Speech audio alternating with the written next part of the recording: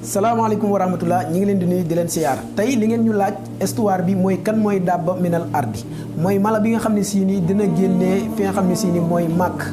balay àddunay tukki. waaw Seydina Mohamed wax na 3 signes yi nga xam ne sii nii bu amee mooy képp koo xam ne sii nii jaamu nga yàlla yàlla du ko nangu waaye képp koo xam ne tuubul woon ba bis boobu ñëw boo tuubee yàlla du ko nangu muy jant bi bis bu xëyee daal di jógee côté soow di jëm penku doogu ku tuub yàlla du ko nangu waaye bis bu dajjaal ñëwee tamit noonu waaye bis bu mala bii nii ñëwee loolu noonu tamit lay mel.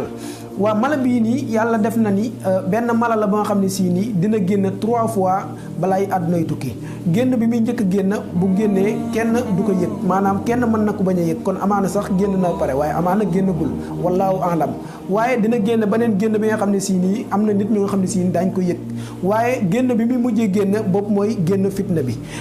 génn boobu nee nañ màkk lay génnee mais bis mu génnee day génn rek fëggatu bu ko defee mala bu rëy rëy la mais mala boobu wax nañ fi mu jógee ak fi mu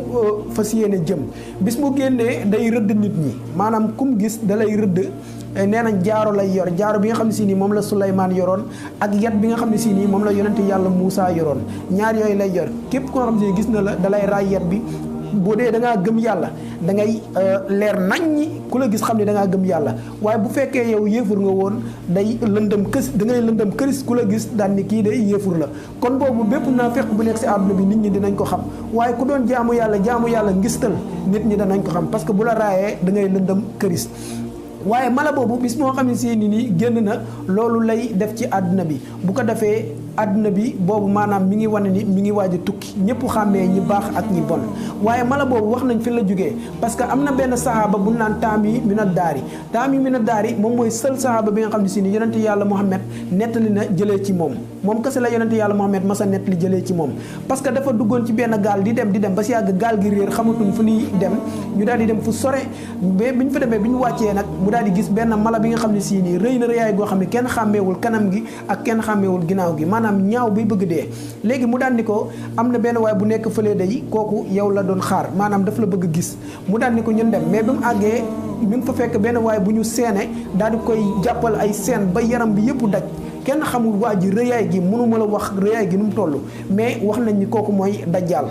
parce que après la ko nett li yonent bi sallallahu alayhi wasallam mu daan ni ko moom la dajjaal mais bi mu ko waxee bi mu àggee ci waa ji daf ko posé ay question ni ko ana tàndarma bi nekkoon place nangam mi ngi fa ba léegi mu ni ko waaw mu ni ko ana ndox ma nekkoon place nangam mu ni ko mu ngi fa ba léegi mu ni ko waaw mu ni ko ndox moomu dina fa mës a jógee garabu tàndarma boobu dina fa mës a jógee nangam wax ko mbir yu yéemu yi nga xam ne si nii xamuñu mala boobu noonu fan la xamee mbir yooyu noonu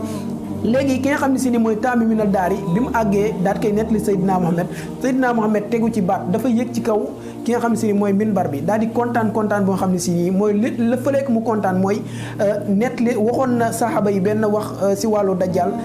Taami mina daari ñëw na daal koy confirmer wax bi moo tax Seydina Mohamed daal di kontaan ci wax boobu noonu léegi kon mala boobu noonu mooy dajjal dina ñëw mais ki nga xam ne si mooy Taami mina daari ki mu njëkk a dajal mala boobu kon xam naa moom mooy mala bi nga xam ne si nii dina ñëw avant dajjal di ñëw mu nekk mbir moo xam ne si ni mbir mu doy waar lay doon waaye mala boobu insha allahu rabbi dina ñëw te ñu ngi koy xaar yàlla bu ñu fi fekk wala boog bu ñu fi fekk yàlla nañu fekk ci ngëm yàlla insha allahu rabbi ndax kenn xamul kañ lay ñëw jarul nag di xalaat sa xel fu ne nga jëm fa fu ne nga xalaat fa waaye nañu xalaat rek ni yàlla mooy yor mbir yëpp moom moo xam kañ la mala boobu di ñëw kañ la àdduna tukki ñun kañ leen fi jógee loolu yàlla subhanahu wa taala moo ko xam kon daal loolu moo doon histoire Dabba minal ardi bi nga xam si ni dina génnee màkk